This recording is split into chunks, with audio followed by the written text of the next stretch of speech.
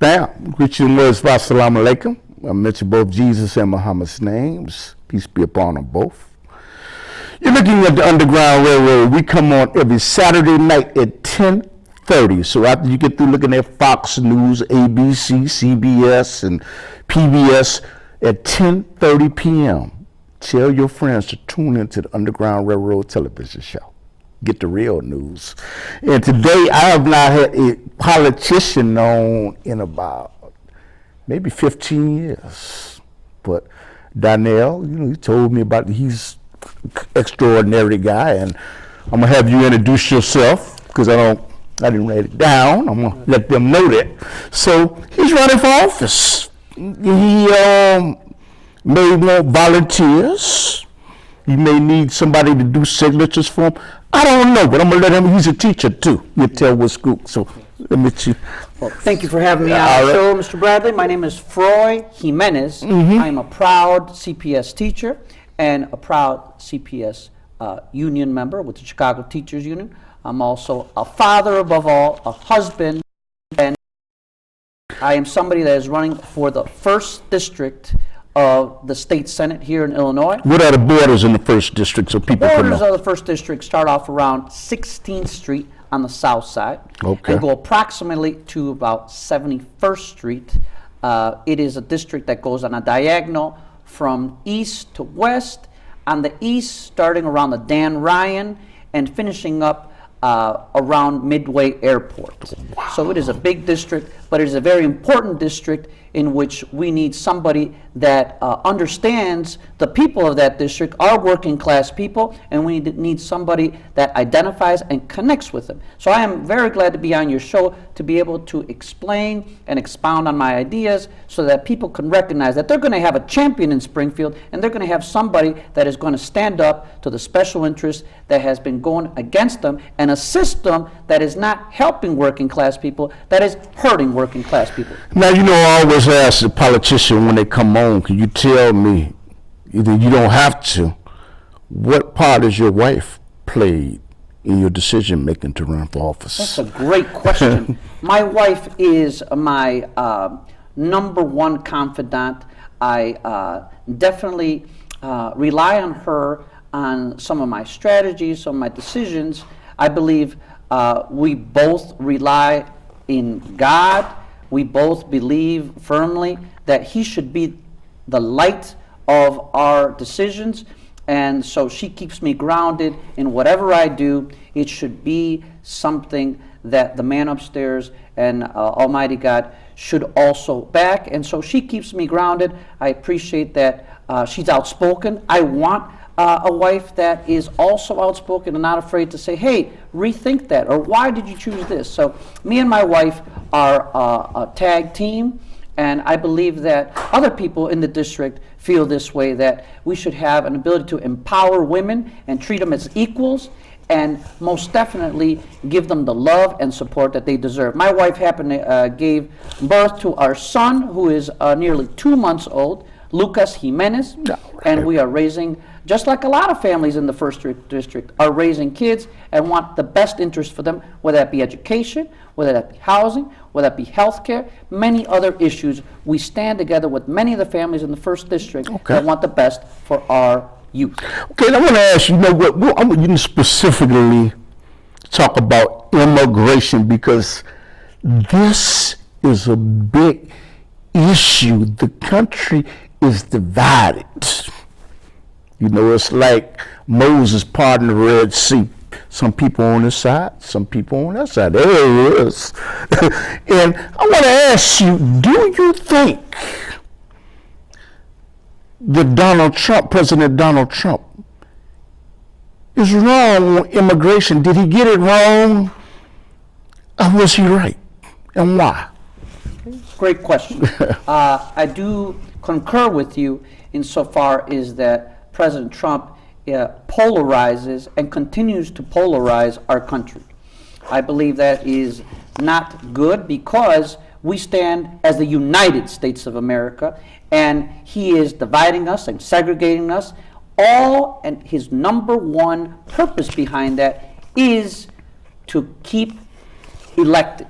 He does it in a political way. His reasons are to politically divide the country so he can stay in office. And so that is going against the better interest of our nation. To be specific, I would like to mention some things that he can do in order to unite us. For instance, immigration is the type of topic that needs comprehensive reform. You're not going to have one solution or one law cover all the different subtopics of immigration.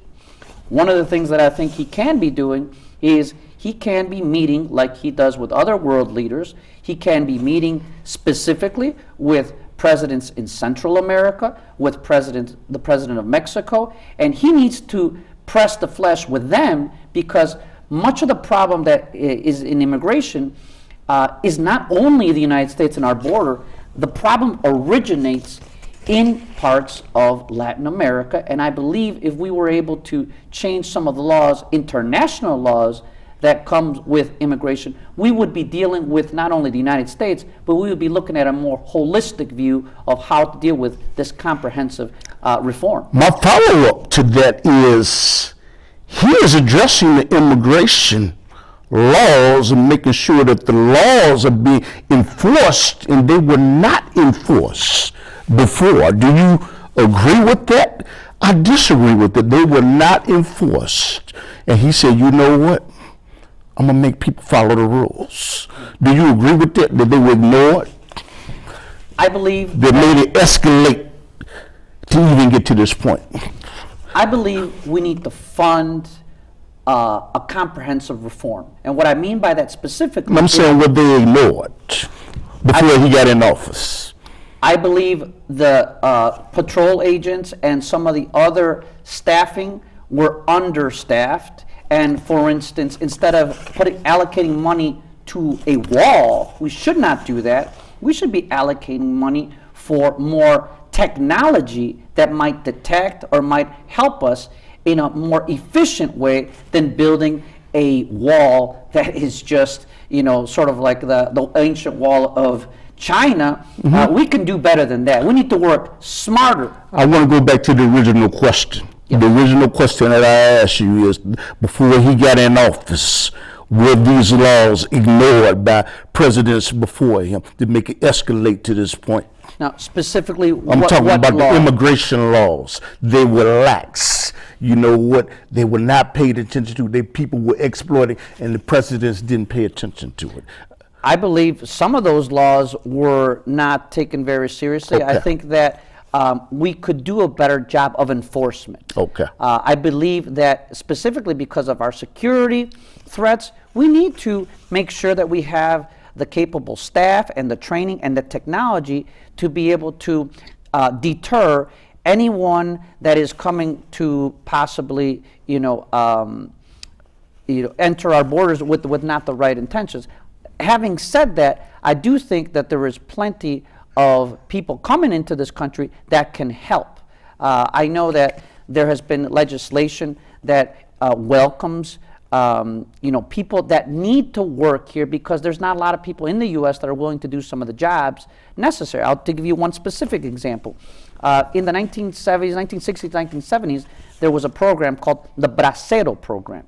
And what does bracero mean? Bracero means arm. It means strong arm. Okay. And it means arm because you need labor to pick different vegetables up, to do the agricultural work that most people really don't want those jobs. But some people in Latin America, some people in Mexico want to work in that industry. So if we could do it in a legalized way, that is an example in American history where that can be done.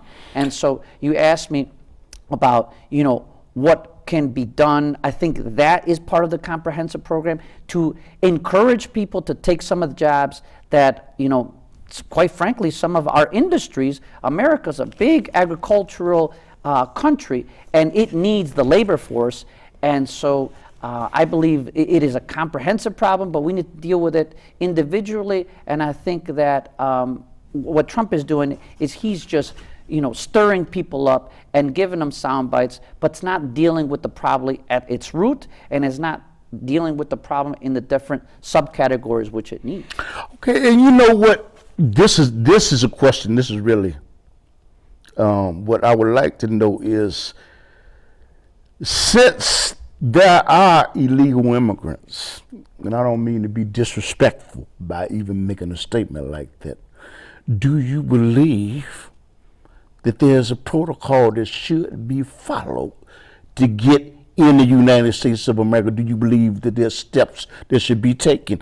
I'm not talking about jumping over a wall. I'm not talking about digging under a tunnel, excuse me. Do you believe that there should be a proper protocol?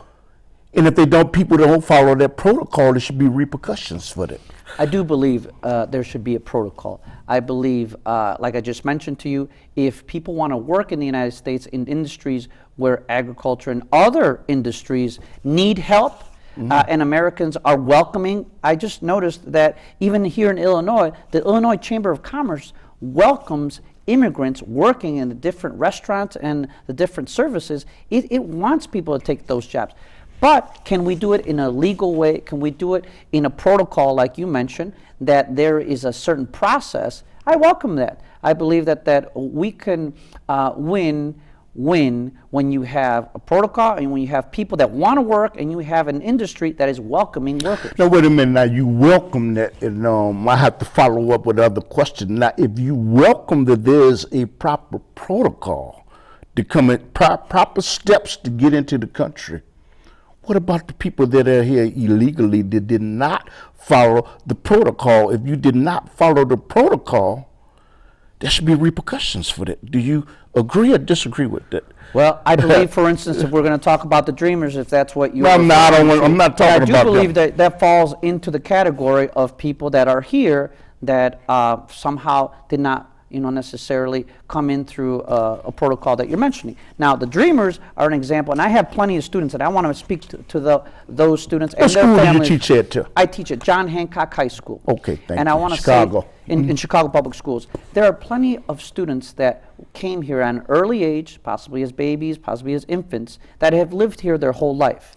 Many of those students are now in college and are one of America's brightest minds. They have so much to offer.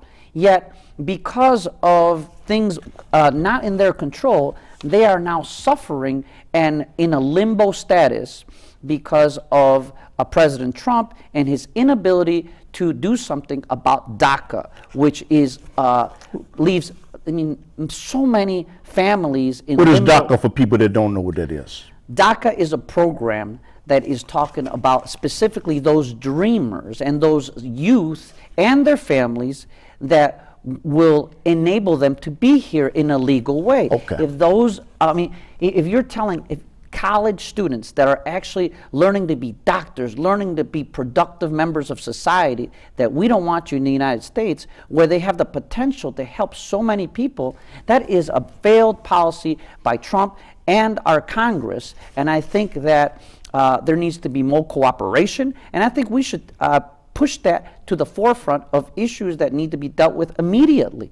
And I don't believe that immigrants that are in this position should have to deal with racist remarks or have to deal with the uncertainty of not being able to continue their college education, or even if they're already practicing and doing something productive, say, hey, you know what, you cannot stay here anymore, and now we're going to divide you and your families, which is a whole nother topic that I believe we should talk about, is the division of families at the border and in different countries, because it affects many humans, and it's wrong. Now, you're specifically talking about, I agree with you on the Dreamers. I agree with you. Thank you. I appreciate that, and many families do. Now he's getting me. But the thing is, what I was saying is, there is a protocol that should be followed to enter this country.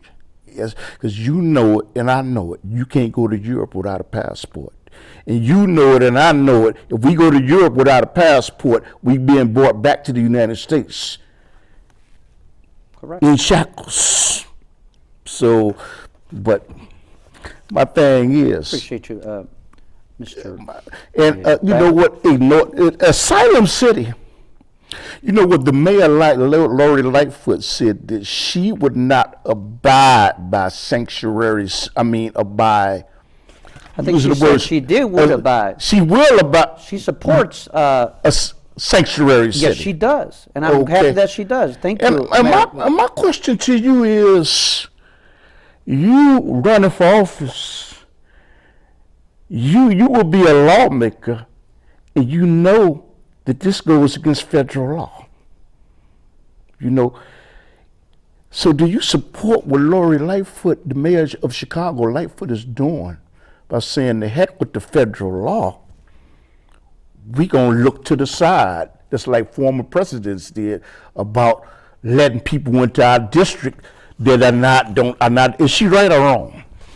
First of all, I'd like to thank Mayor Lightfoot for taking a position, strong position, when it comes to defending the many immigrants of our city.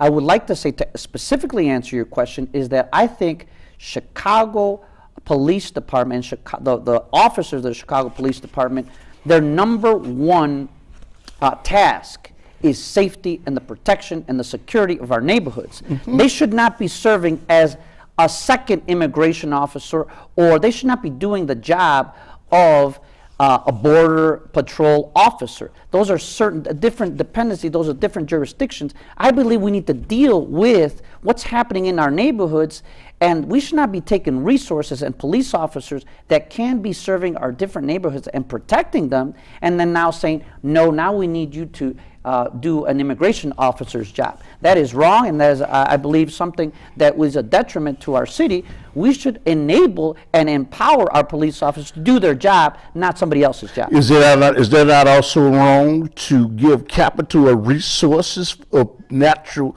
citizens to people that by federal law they do not belong here? Can you rephrase that question? I'm not so sure I understand. I say, is that right or lawful to give taxpayers' resources to somebody that did not follow protocol to come in this country, to get driver's license, to give them home care, to give them all these things that American citizens are entitled